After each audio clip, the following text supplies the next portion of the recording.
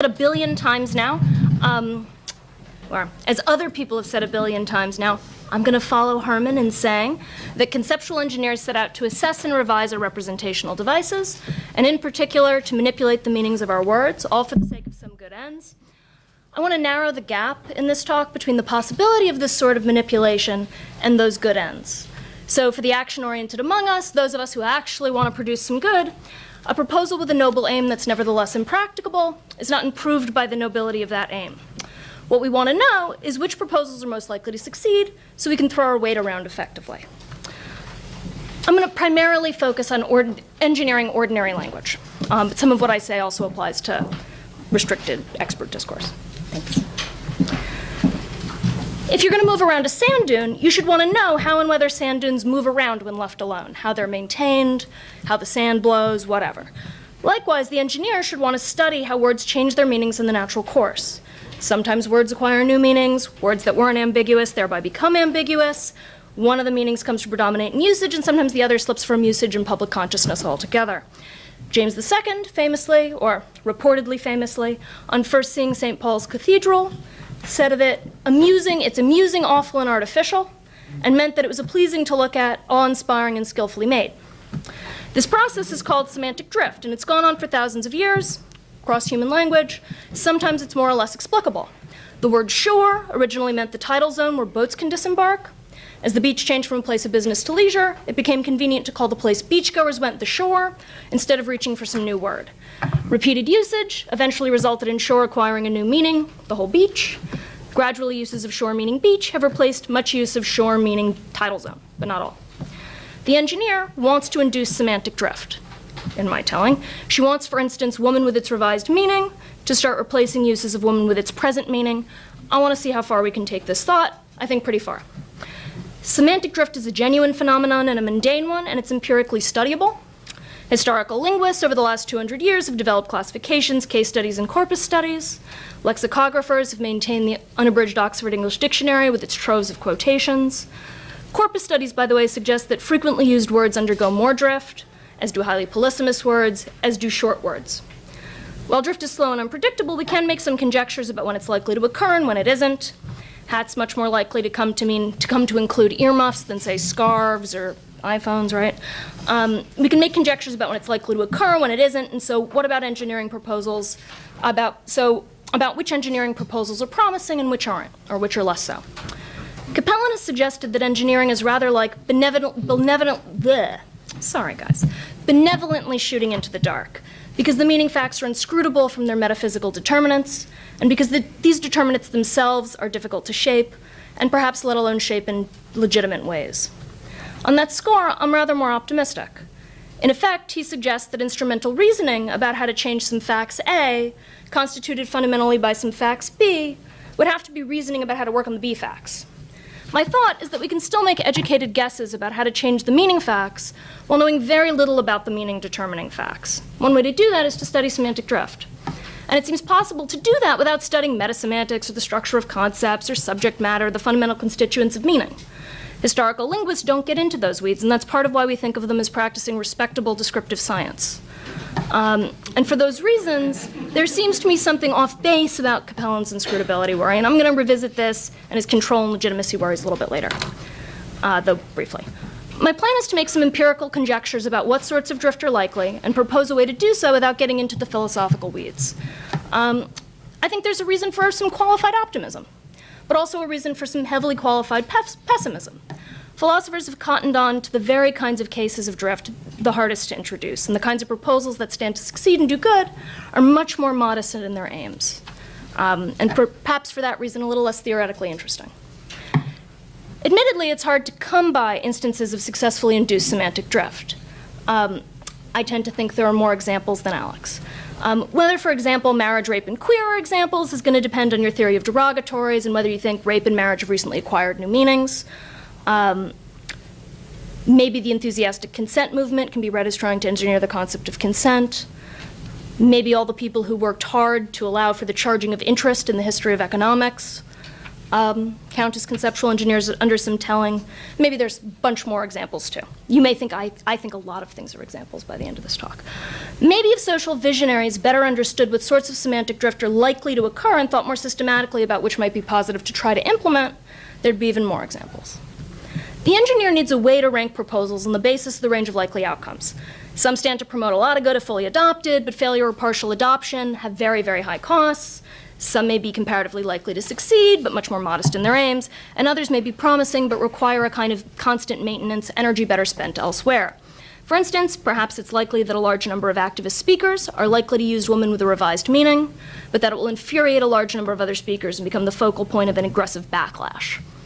The engineer is going to need some ways to rank the good of using a familiar word in a new way, the likelihood of doing so to facilitate some further good ends, against the costs of possibly having a backlash and a war about how we use our words, right? I don't have a dog in that fight. Somebody should just go figure out how to rank those things. I don't know. Thinking about what lexical changes are likely and their likely consequences is useful for the engineer's three friends too. So we can think of the engineer as of a piece with three other kinds of characters.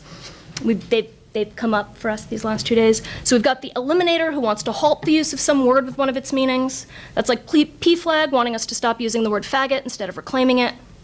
You've got the rebrander who wants to relexicalize some familiar concepts. So maybe that's the people who brought us woke, meaning politically correct. And then you've got the coiner who introduces new concepts with sparkly new concepts with sparkly new words. So that's going to be something like Rebecca Solnit's mansplaining. For any given intervention on a defective meaning, the engineer and her three friends need to duke it out. They need to figure out whose proposal is the most likely to promote some sort of good. So again, I think we can think about all of that by backing up and thinking about two empirical questions and then going back to some stuff about semantic drift. So here are the two empirical questions that the engineer and her friends need to answer. What kinds of semantic drift are comparatively likely to occur? And how does meaning change in usage relate to the production of good? I think a piece of jargon, I'm going to make up a piece of jargon, and I think it can help us relate those two kinds of questions and regiment some of the kinds of ways that we've been talking about usage. So for the fastidious among us, we're going to want a way to relate semantic drift to conceptual engineering without begging any questions, without supposing that there's a kind of meaning change or taking some of what the linguistic historians say at face value. Maybe that's important to you. If it is, no matter what, we should all just agree that sometimes somebody can idiosyncratically come to use a word a bit differently. It's a controversial question what that has to do with meaning, but that such usage changes happen and can happen pervasively enough under the right kinds of circumstances and conditions such that there will be meaning change is really all that I need. So call the word associated with an ideation a logeme. So you get a word associated with some ideation, call that a logeme. An ideation, by ideation I just mean a dispositional profile involving that word. So that's going to be like when the word gets used, what inferences are associated with it, what's thought about in connection with its use. And those are not ideal dispositions, those are supposed to be our actual dispositions. The word worker associated with our ordinary dispositions involving it, that's one logeme. The word worker associated with the manacles of capitalism and inferences about exploitation, that's another logeme. Invent a Marxist engineer. I'm not saying all Marxists are conceptual engineers, but invent a Marxist engineer who, among other things, wants most everybody to acquire dispositions involving the word worker that are the same on some axis. In particular, she wants people disposed to clarify their uses of worker in the following way. What's a worker? A worker just is somebody who's exploited in virtue of selling labor, something like that. She wants people disposed to think of the manacles of capitalism when they use the word worker, and she wants all this to hasten the revolution. She wants the usage of the old worker logeme to go down, and she wants the usage of this new worker logeme to go up, right? Talking about logeme usage is really just a sort of indirect way of talking about people's usage of words along some axis. Say usage of the word worker or associated with an inference about exploitation. And repeated usage of a word associated with a particular ideation is liable to produce semantic drift. I think we should all just agree on that. There's a question as to which ideations and how much usage, but in general, we should all just agree on that. The question for the engineer is which ideational shifts are likely and likely to produce meaning change. And of course, a word's meaning is closely related, right, with the ideations associated with it and just how it's fraught in the familiar ways. The philosopher of language, armed with the true metasemantic theory, can tell us how. She can tell us which logemes are synonyms or concern the same subject matter. But you don't need to begin to study, you don't need a study of that in order to talk about the likelihood of most speakers coming to use, say, worker with the radical ideation. And to treat that as a good proxy for the likelihood of semantic drift in the radical direction, right? So studying logeme dynamics, I think, is useful for a second reason. A meaning can somehow encode a progressive doctrine, but if people use it in ignorance, then its encoding that doctrine really doesn't help anybody. Likewise, failing to encode a progressive doctrine doesn't hurt anybody, so long as people are disposed to use the word in ways that promote the progressive agenda. So let's just go back to our Marxist conceptual engineer. It really doesn't matter whether the true metasemantic theory says 51% of people need to have the radical dispositions, or only 7 special people, or it says that, you know, by the letter, we all have the radical dispositions because we're causally regulated in the right, our usage is causally regulated in the right sort of way. None of that matters to the Marxist engineer. What she really wants is for as many people as possible to manifest these enlightened dispositions, because that's what's going to hasten the revolution. So that happening, of course, may contribute to meaning change, right? But it's not going to be the meanings that produce the social good, at least as I'm thinking of it for the Marxist engineer. You can take me as suggesting that the engineer ought to invert her order of operations. Maybe she already has, don't know. But first, ask which logemes are likely to enjoy widespread usage and likely to produce good. Then use the philosopher's toolkit to discern which among those changes herald acceptable revisions in meaning and topic, as opposed to unacceptable ones, and or herald, you know, unacceptably false beliefs and statements or whatever. So endorse the proposed revisions in meaning that strike the best balance of these theoretical and, you know, practical considerations. So a certain kind of pessimism is apt to set in. How are we to increase the usage of one woman logeme and suppress usage of another? One approach is to toggle some of the many factors driving usage, but which? And will doing so work on a larger scale, right? These are familiar kinds of worries at this point. Toggling the physical environment, background beliefs, interests, and desires, some of the factors that drive usage, is really just activism by another name. The effects of repeating propaganda in order to debunk it are famously counterproductive. As Capellan suggests, some attempts to save usage directly may be sneaky, suggests in his book, and the odds of trying to change usage directly may really just be bad. Or successfully changing usage directly may be bad. I don't think that's the end of the story.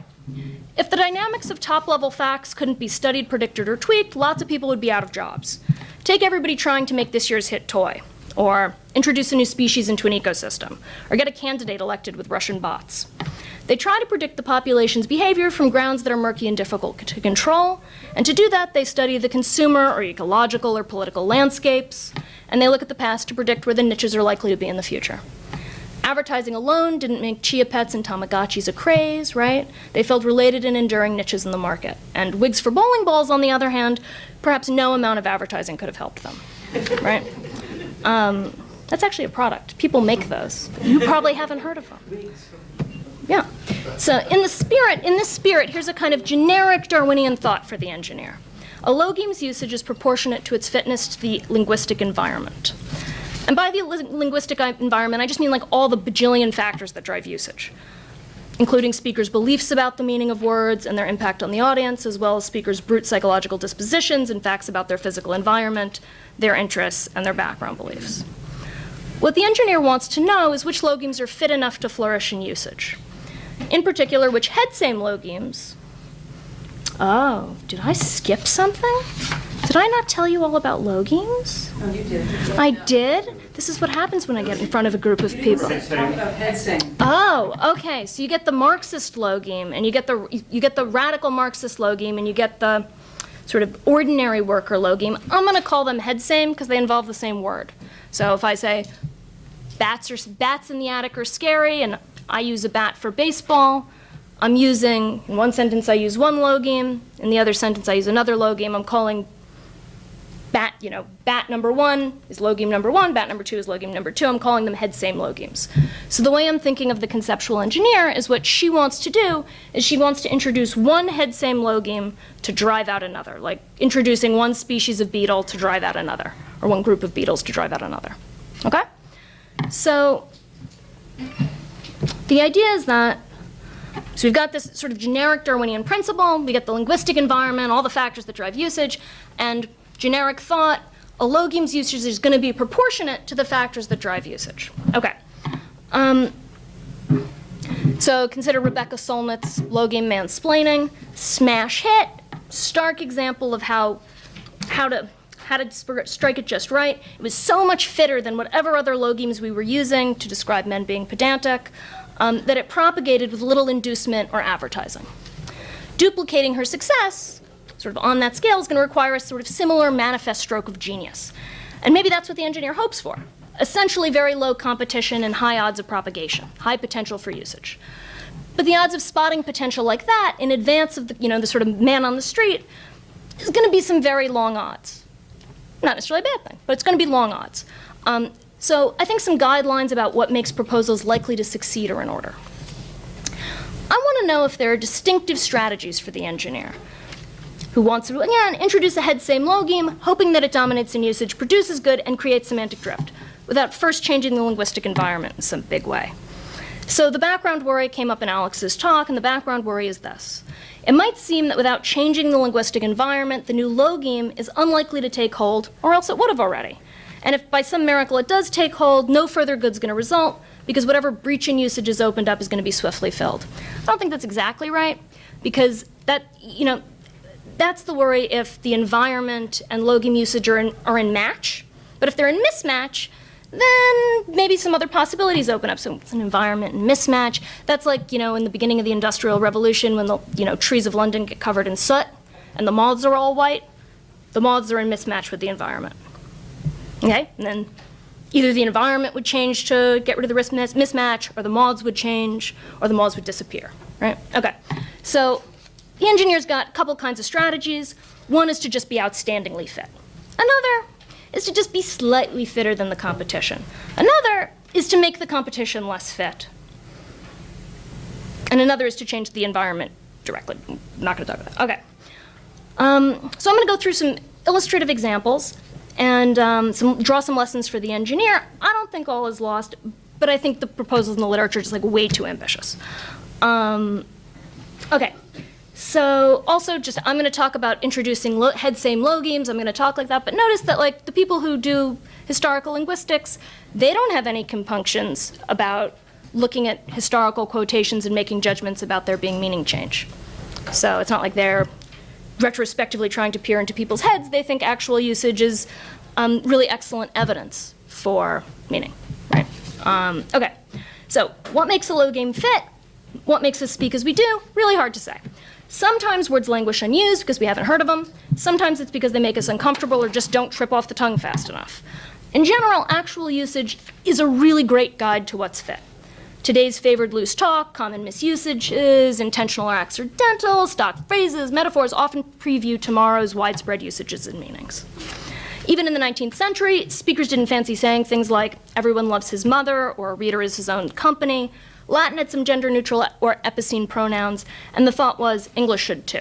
About 150 singular epicene pronouns were introduced, starting in about 1792. Even Samuel Coleridge jumped on the bandwagon. And these included things like me, the, their, his, her, as in his, her. Horace Greeley, founder of the Herald Tribune, actually offered money for whoever came up with a word that people would actually use. No one ever won the money.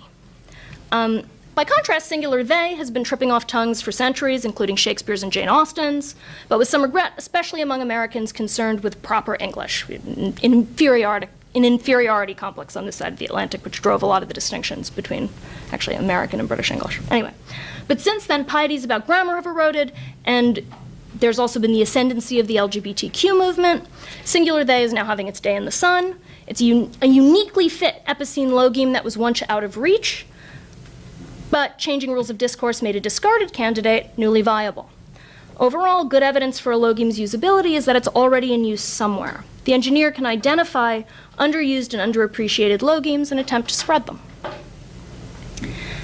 One good way to do that is to look for areas of discourse where there's likely to be new mismatch between the environment and our usage of language, right? So that's going to be areas where the rules, the background norms have changed, or something new is happening, right?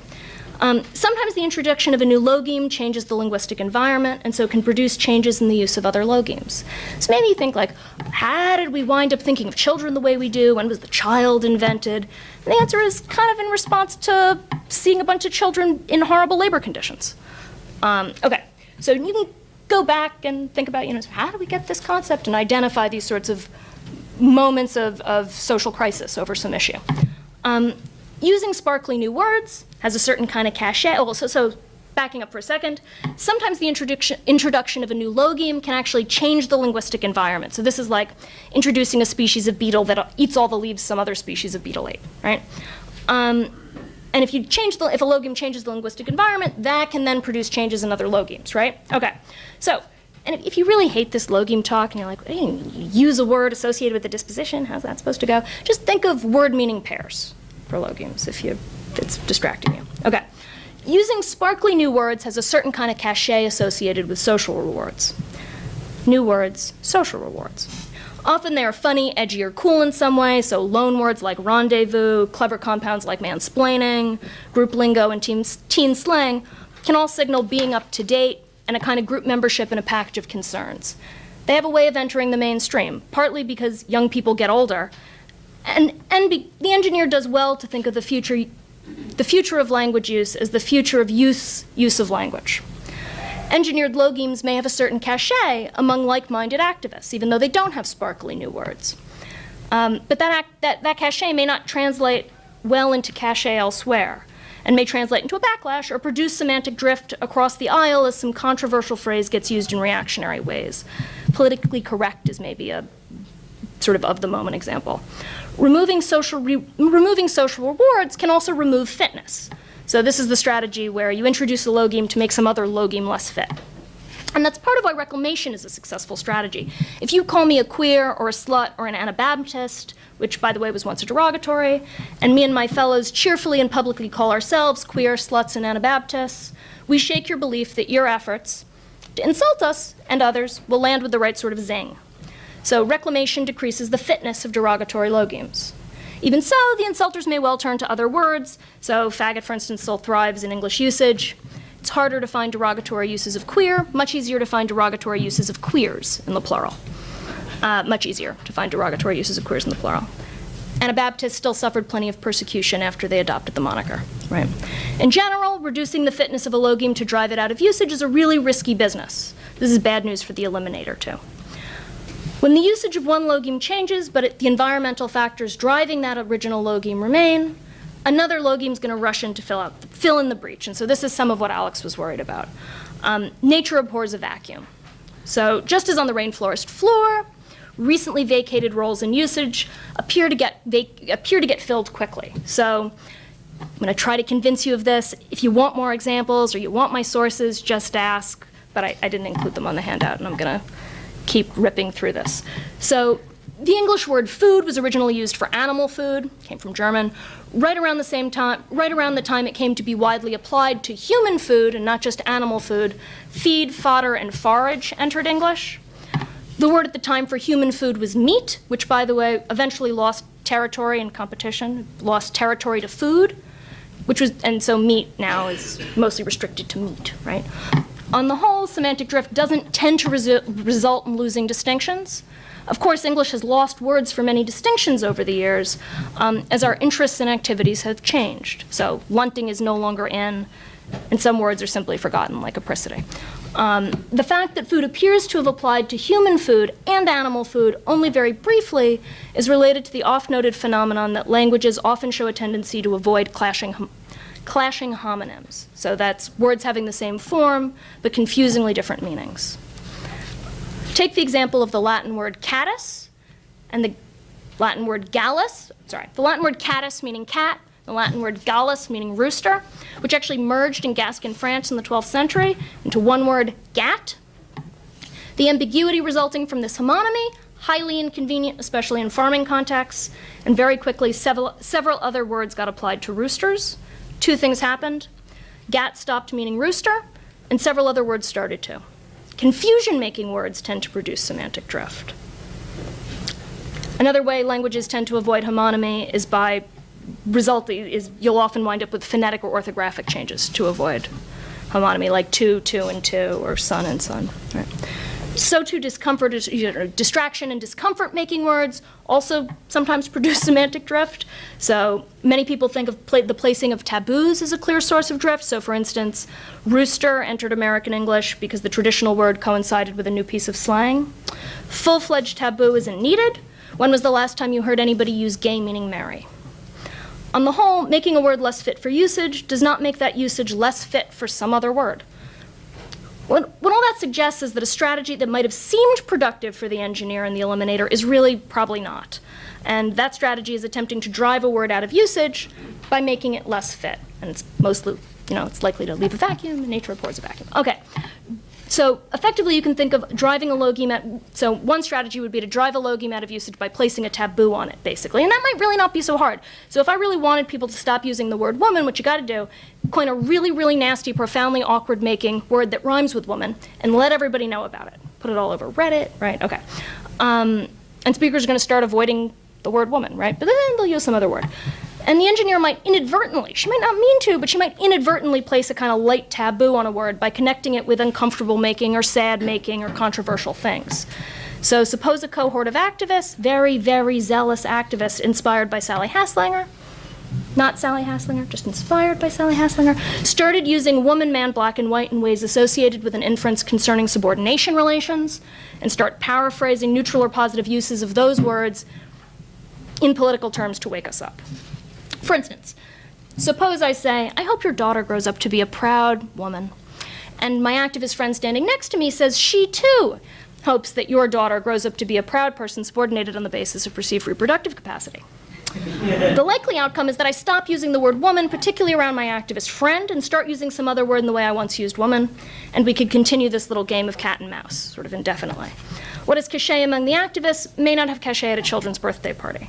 So if the engineer's proposed gender and race logemes get some usage of this sort, get a lot of usage, very broad usage, the most likely outcome is not that they start getting a lot of usage, but that they start getting some usage. The most likely outcome isn't that they get tons of usage, but they actually don't get any usage and we stop using the other word too. So likewise, just think of how many other words we have for merriness other than gay, right? So Robin Dembroff has proposed that notions of sexual orientation, like gay and straight, be replaced with ones that are neutral about the sex and or gender of the person disposed to feel the attraction. The purpose is to reduce the cis heteronormativity in our sexual orientation talk. On Dembroff's picture, lesbians and straight men have the same sexual orientation. Both are attracted to women and or females. Suppose this catches on. The trouble is that so long as lesbians don't want straight men in their bars, they need something to call those bars. And that something will often be a synonym with lesbian, or be used just as lesbian is used. Likewise, so long as homophobia persists because so-and-so is gay, will sometimes be more explanatory of a wrong done than because so-and-so is attracted to men. The problem with orientation vocabulary that Dembroff identifies is a real one, but the solution to it, given the present niches in usage, really isn't obvious. Perhaps for now, trans and non-binary folks should keep self-sorting and anti-discrimination battles should be fought on all fronts for everybody. As the landscape reorganizes, a new niche may open up as it did for singular they. So the engineer has a tough task. Her proposed revision must deviate from the original enough to avoid reproducing the bad consequences, but her proposal must not differ so much that its adoption leaves a gap in usage, a gap that will be filled by a logeme that will then reproduce the bad consequences. Less risky than making a logeme less fit is introducing a head-same logeme that's slightly fitter than the competition. While it's hard to say much of anything about fitness in the abstract, in general, words are much more likely to acquire a broader or more metaphorical usage, often in ways that are particularly convenient, like calling boots shoes, or covering an uncontroversial but novel or rarely considered kind of case, so like when we started calling e-books books, or maybe Apple Watches watches, depending on your theory of these things. It's been noted that words tend to acquire more abstract and experiential uses, rather than the reverse. For instance, feel once meant only a purely tactile sensation. Various words for purely tactile sensations drifted to have taste associations, like crisp or sharp or hot. That may be because earlier word stocks were poorer in these areas, and a tendency of speakers to treat novel uses as acceptable and update their beliefs about the word impacts audiences, which in turn shapes further usage. So I have a feeling I didn't give enough examples of broadening, metaphorical broadening, or, okay. Anyway, if you want more examples of anything, just ask. This is good news for the engineer, that words tend to drift to become a little bit broader and often a little bit more subjective. So, for instance, words for possibility and probability have a tendency to acquire obligation overtones, or words for space have a tendency to acquire temporal uses. Words for touch have a tendency to acquire emotional, or sensory terms have a tendency to acquire emotional overtones. Certain kinds of painterly vocabulary has a tendency to acquire personality. Okay. Personality meanings. Okay. So all this is good news for the engineer. Elizabeth Jenkins has suggested we revise our term, the meaning of the word woman, to has a female gender identity map. Our doing so, the thought goes, would serve feminist explanatory purposes while being inclusive of trans women as women. For the last 80 years, woman has been being used in some corners in more experiential ways. That's a good sign, that it has some use that way. Some of what Alex said suggests that even if the meaning of the word woman changes, a synonym will take its place in usage so long as the linguistic environment remains reasonably constant. It's up to the engineer to figure out if that's really true, right? And it sounds like some of you may not think that's really true, or think, in fact, it's been already shown to not be really true. That would be if what happens, how we're using language, or at some point how we were using language was in mismatch with the linguistic environment. Like when shore meant tidal zone, when we started going to the beach as a place of leisure rather than thinking of it as a place of business, shore meaning tidal zone was in a little bit of mismatch, or the beachy words were in a little bit of mismatch with the linguistic environment. One question then is one question for Elizabeth Jenkins is whether and how likely speakers are to acquire a disposition to infer something about identity from the usage of woman, which is often triggered by a person's general gestalt appearance, as in, the gas station is way down the block, right by that woman, and I'm not wearing my glasses. And in particular, whether speakers are more likely to stop inferring something about a person's body from uses of woman. So there's a kind of question. Are speakers more likely to come to be disposed to infer something about identity from tokens of woman, or more likely to come to be disposed to fail to infer something about a body? Just a question, and it strikes me as a kind of empirical question. So there's a question about, question about implementation. On the whole, you might think it's easier to try to remove an inference or add an inference, try to change a little bit change the logemes in usage, than trying to spell out a whole new meaning and somehow trying to get that manifest in our associations, in our associations and inferences and whatnot, in the triggering conditions. Which is to say, the engineer might have better odds if she aims lower. When words do acquire narrower meanings, which is less common, that's often the result of another word successfully competing for some of its usage. So liquor once meant any fluid, but then speakers began to talk about beer more, and mead more, and wine more, and waters more, and liquid more. And that cut into liquor's various usage. So for instance, in, I think it's 1380? Starting in 1380 and running through, I think, 1700, there was this sort of idiom that, a man was still fine so long as there's liquor in him, but that liquor wasn't supposed to be booze, right? It was just blood. So one strategy, this is broadly suggestive of one strategy for the conceptual engineer, instead of trying to drive a word out of usage, she can try to carve out parts of its usage by successfully competing with other words, right? So in the same way, beer, water, wine, puddle, rainwater, successfully competed blood, successfully competed with part of liquor's usage, and thereby liquor eventually changed its meaning. We could try to do something like that. Or you could try to selectively broaden two words in the vicinity of a word you don't like, or of a word with a meaning pair you don't like, thereby sort of carving out two chunks. So that'd be a sort of way to recarve.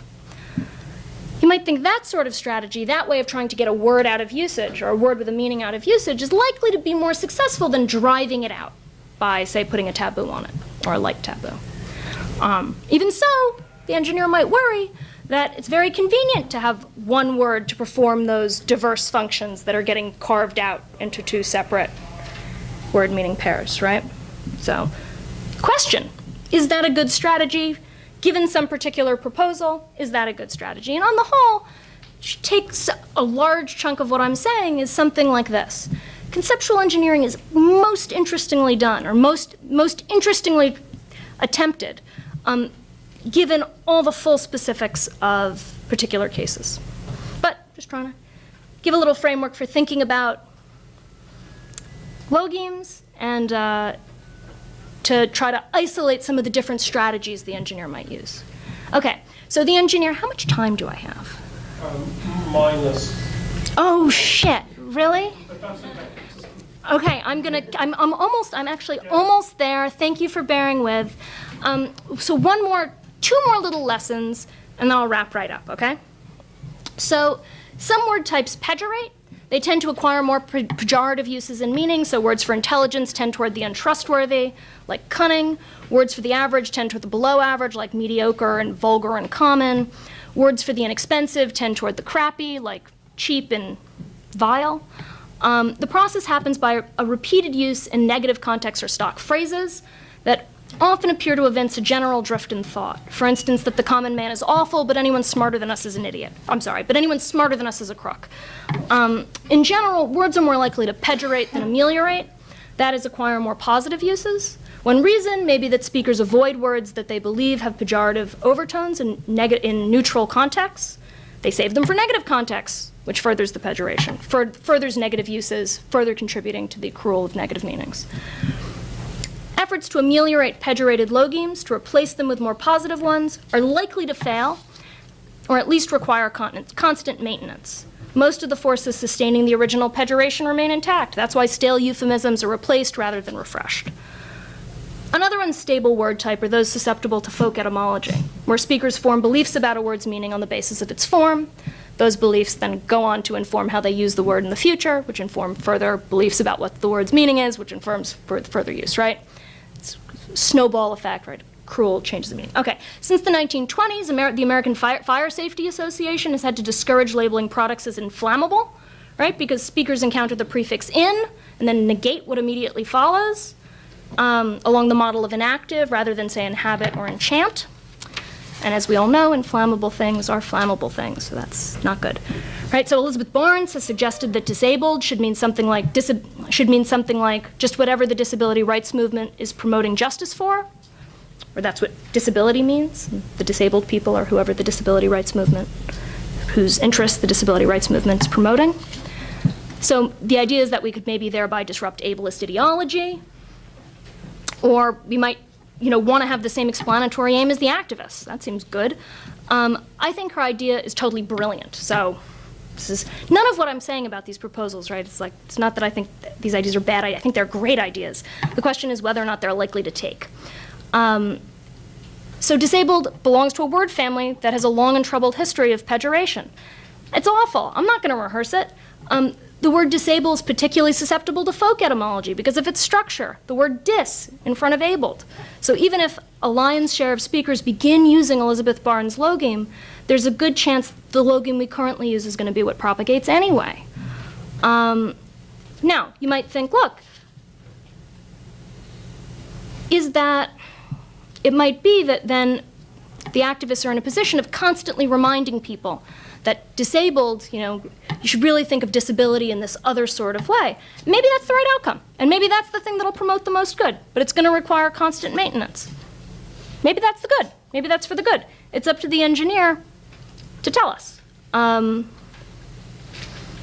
So one more quick lesson, then I'm shutting up.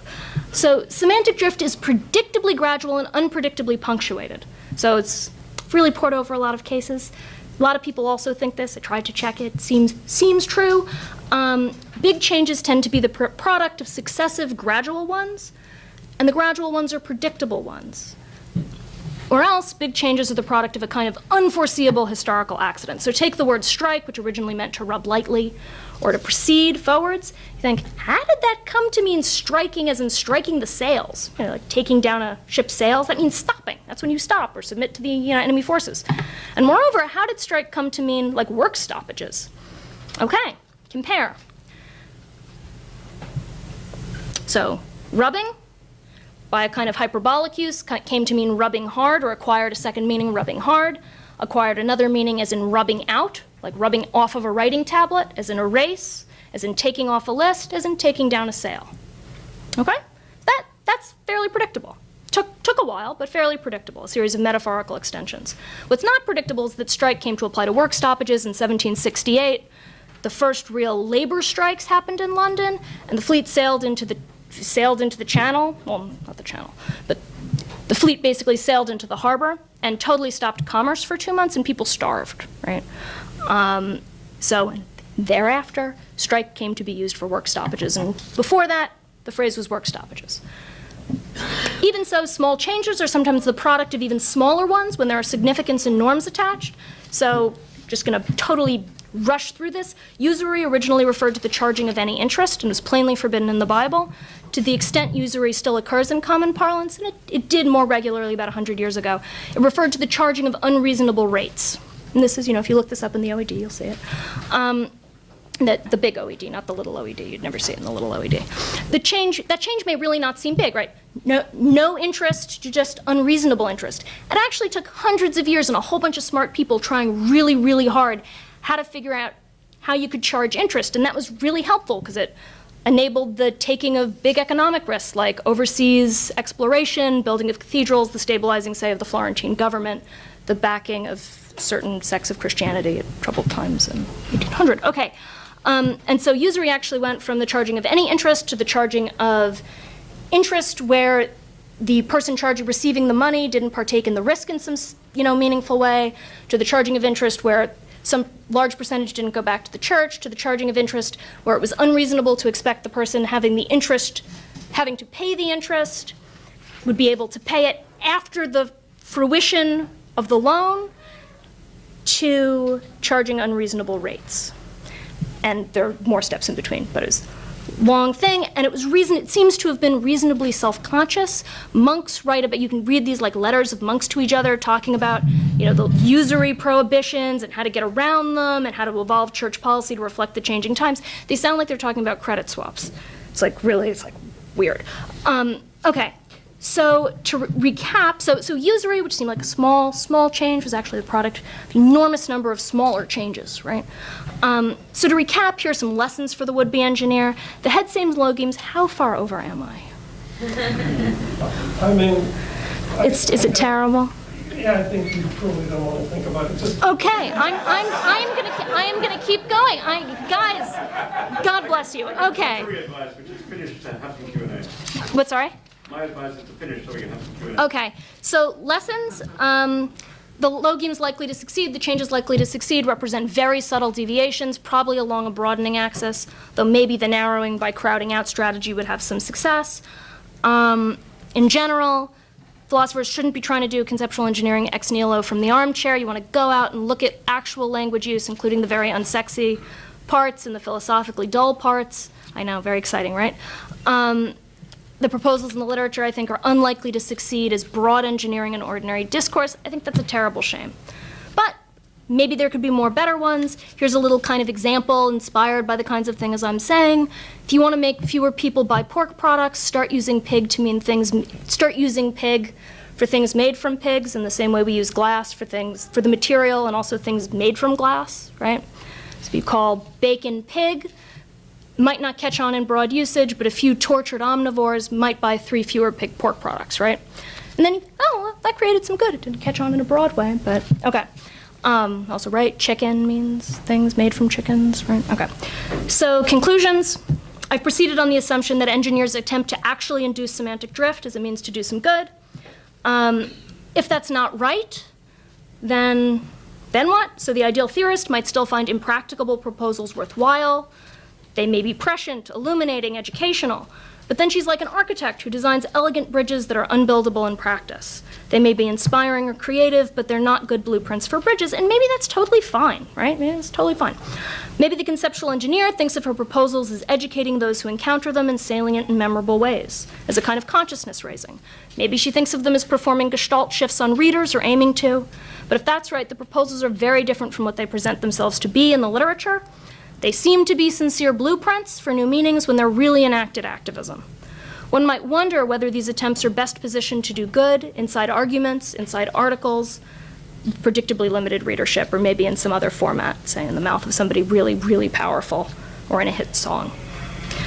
Maybe the engineer finds it illuminating to study which words with which meanings would thrive in different contexts, or thrive in different environments. But then she's rather like an ideal biologist who studies the species that would thrive in a better ecosystem. That is, she's rather like a conceptual utopianist, or a science fiction writer. Maybe that's fine. Jules Verne was very, very prescient and had genuine insight into what was likely and eventually possible, but he's not credited with bringing about the innovations that he inspired.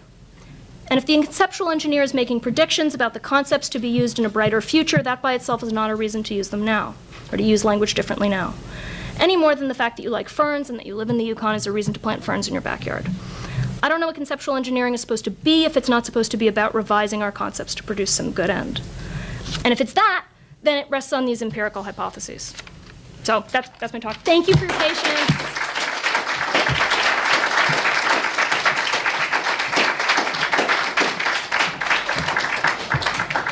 Okay, we're re-engineering the schedule. We just got a lot for copy. Can you raise your hands if you have questions? So I'm going to begin in the back this time. 1, 2, 3, 4. Do more again. 4. And one is in fact first on the list. But 1 is first. Wow. Okay, it's cool. Thank you. One blood or 1 is first. Wait, sorry. Yeah, you were one. In the back.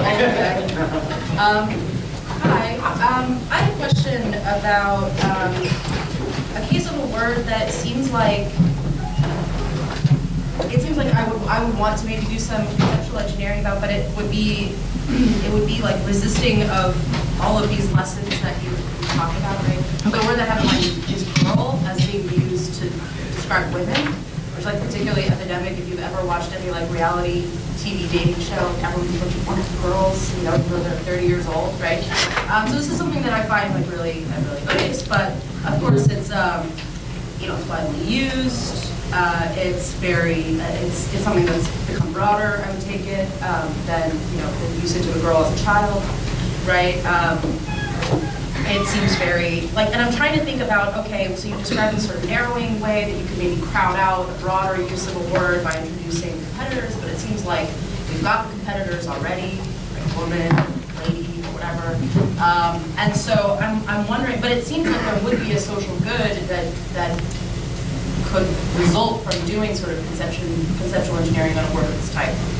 So I'm wondering, I don't have like a really well-formulated question, but just sort of given that this seems to be widely used, it's broader and it's narrower, it seems to kind of be something that would be really, really difficult to engineer on your account here.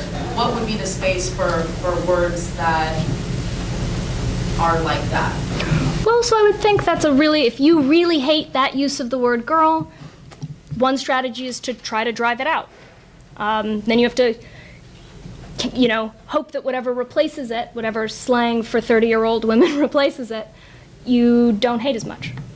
So you could try to get into everybody's heads some terrible association by calling 30-year-old women girls. I'm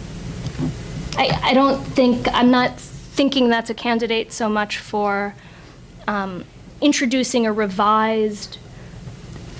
with a revised meaning or a new logeme to replace uses of girl, these offending uses of girl, so much as doing something to just try to get them out and then risking the replacement.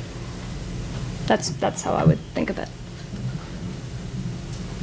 So I'm next. So I think it would be amazing if we could get help from historical linguistics and people in other fields. Great, apply for money and get interdisciplinary funding. Awesome. So I would be super in favor of it. But every time I talk, I have the sort of issues that Edward was mentioning earlier today, I think, that I started playing is they just don't understand what I mean when I talk about meanings. Because I say, well, it's not the beliefs they have or the associations. Yeah. And some of us think they're inferential roles, some of us think they're, and then I tell them these things that, and they're just like, well, we don't know how to study those things. Those aren't the things we're looking for. So I feel there's a kind of this super mismatch between what we're thinking of as informational content or meaning and what they're doing. Now, one thing you might want to do is like, we should give up on our theories and start being interested in what they're interested in. But is that how you're thinking, or do you think we can get help with art? Oh, well, a little tiny bit of the last thing. But part of what I was thinking about with the logeme terminology, which hopefully wasn't too gummy or off-putting, with the logeme terminology is that lets you isolate some of the things that people who think hard about historical linguistics actually care about. So they tend to think you get meaning changes, what heralds meaning changes are repeated associations or repeated restricted inferences of a kind.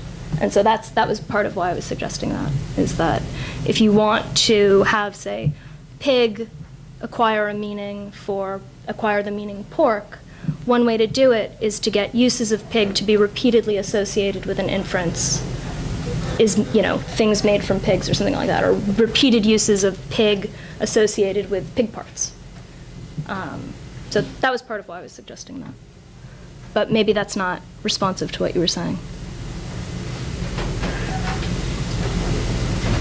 Not entirely, because the associations with different parts and stuff, that doesn't get you the thing most like philosophers of language or so think of as meanings, I think. Wouldn't think so, No. but you might think it's conducive to meaning change. So some of the people in historical linguistics are behind theories, the invited inference theory of meaning change, which is going to get you from a kind of pragmatics, from a sort of invited inference, an invited pragmatic inference, to a kind of semantic change. And But so that's where I'm getting, yeah. Do you think they even know what we mean by semantics?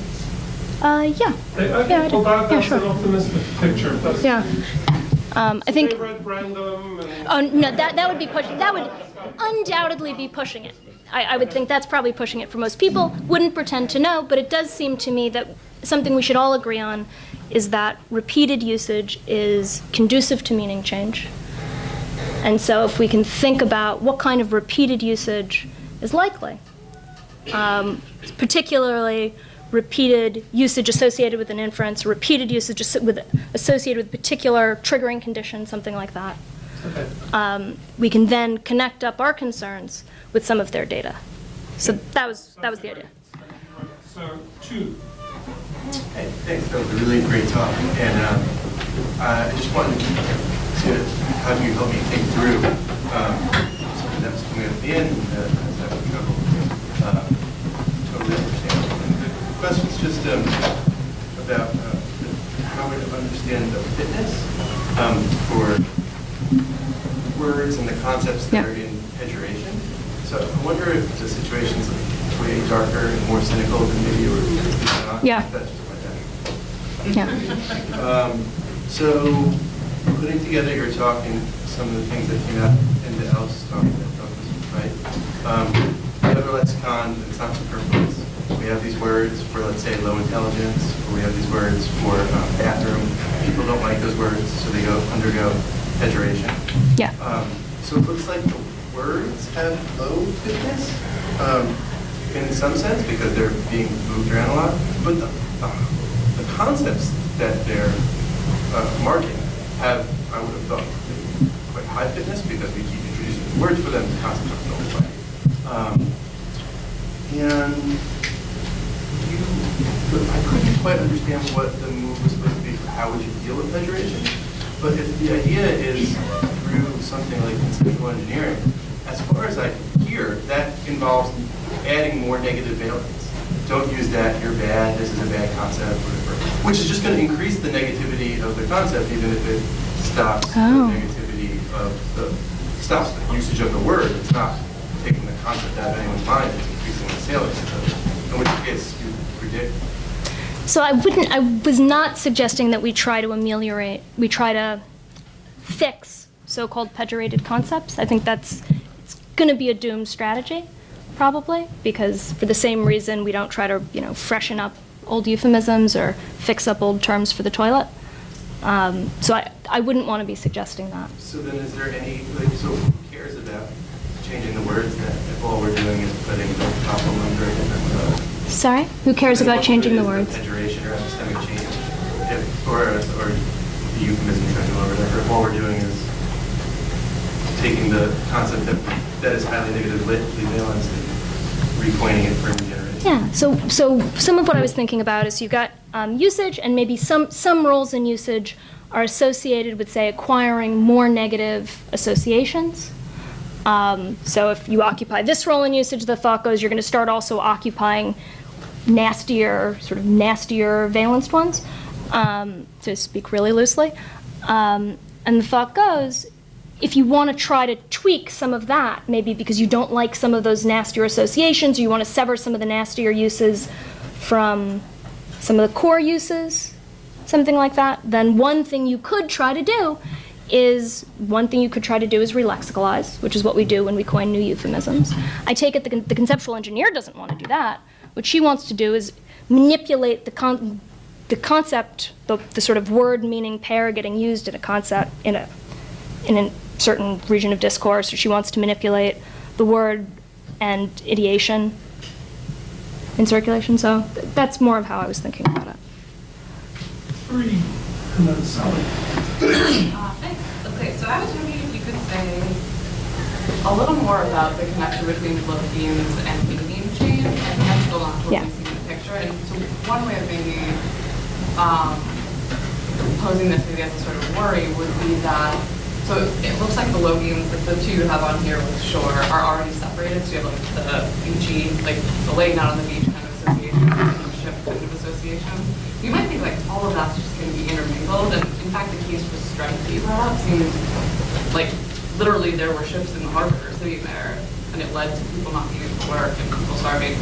Oh, now we have this connection with strike. So I'm wondering if you can really, if it makes sense to have these logemes split off like this, or if you're kind of like, by already saying you get the two logemes and that's how you get the two different meanings, you're kind of like packing it into your apparatus at the beginning in a way that's maybe not like psychological. Yeah, thank you for this question. Super helpful. So the way I was thinking about it was that talking about logemes is just a way of really isolating particular dispositions related to a word. So you can get the word shore associated with tidal zone and triggered by such and so and whatever, or you can have the word shore just associated with tidal zones. And I'm thinking of those as two different logemes. So you can build out the ideation a lot, or you can build out the ideation only a little. So we could think of, usage as like a screen with a bunch of pixels in it. And what we're trying to do is track, draw a circle around certain words associated with very particular dispositional profiles. So they may be heavily overlapping, right? So it may be all the words associated with this inference are also associated with some particular other association, like thinking of sailboats or something. But if you just want to talk about the inference, you can just circle the ones that have the inference. And then the thought that I had was that you can do all of that without having a view as to what the meanings of those words are. So it may be that shore associated with a small, with a teeny little dispositional profile, and shore associated with an expanded profile have the same word. Have the same meaning. Okay, because you're thinking you can sort of like try to encourage certain sorts of dispositions or discourage other ones. Right. That's how the logeme sort of is supposed to function, but that's not giving the meaning. Right. It's like it's a tool that's going to work towards Right. giving a meaning. That's the idea. Okay. It's a way of talking about something that's reasonably empirically describable, such that then you could defer to the philosopher's toolkit to tell you which words associated with which dispositions are synonyms, something like that. Sally. That's the idea. Thanks, Ari, so much. So I'm interested in your notion of an ecosystem, and I think a lot of times conceptual ameliorators are interested in blowing up the ecosystem. Yeah. And part of what you're suggesting is that, well, what we have to do is try to sort of fit in the ecosystem. And so there seems to be, I'm not clear what you're saying. You're saying this Yeah. idea of blowing up the ecosystem. So, and part of the question Yeah. is, so what is the ecosystem? Is the ecosystem the social system? Is it the cultural techne, in my view, or something like that? How do we think about, and this is connected to some of what Amy, I think, was talking about, because she was thinking partly about institutions and legal interventions and these Yeah. sorts of things that can act on the ecosystem, and then that changes the ecosystem, that opens up some space for these other kinds of interventions, because what fits in this new ecosystem will be different than what would fit in the old ecosystem. So one question is, how are you thinking of the ecosystem, and is it fixed? Yeah. And the other thing is that sometimes the way we mess with the ecosystem is through linguistic measures that Totally. aren't intended to catch on, but they're intended as like little bombs that you Yeah. kind of throw into the ecosystem. Totally, totally. Great, super. So I'm thinking of the ecosystem as all the factors that drive usage, which are spectacularly complicated, unsurveyably complex, and could probably include anything you wanted. So I'm thinking of that. Then I'm thinking some interventions would change the ecosystem in some way. So if I introduce a word for a word like spelled just like woman, but that means something that makes people very uncomfortable, say being subordinated on the basis of perceived reproductive capacity, and I start using it at children's birthday parties, I'm going to disrupt the ecosystem in some way. And part of what I was wondering was some ways of disrupting the ecosystem that might seem good, may not ultimately, that might seem to advance, hasten the revolution of whatever stripe, may not, because if you make people uncomfortable in certain settings, they'll just avoid using this word, they'll start using another, or they'll avoid you. Is what we're looking for. Definitely. And so then the question is, thinking about which, and maybe I'm just saying you back to you, is some ways of blowing up the ecosystem are going to be less productive than others. And to think sort of in excruciating micro detail about which ones will be helpful and which ones will be destructive. That's it. Basically, a big part of the thought was undergirding conceptual engineering theses are these kinds of just empirically accessible claims, and some of what seems overtly philosophically murky about meaning can be factored out a little bit. We can defer to the ideal theorist to tell us which word dispositional pairs are synonyms. We can factor that out and then just ask questions. Which dispositional changes are likely, and treat that as a proxy for meaning. So that's, yeah. Also, thank you very much.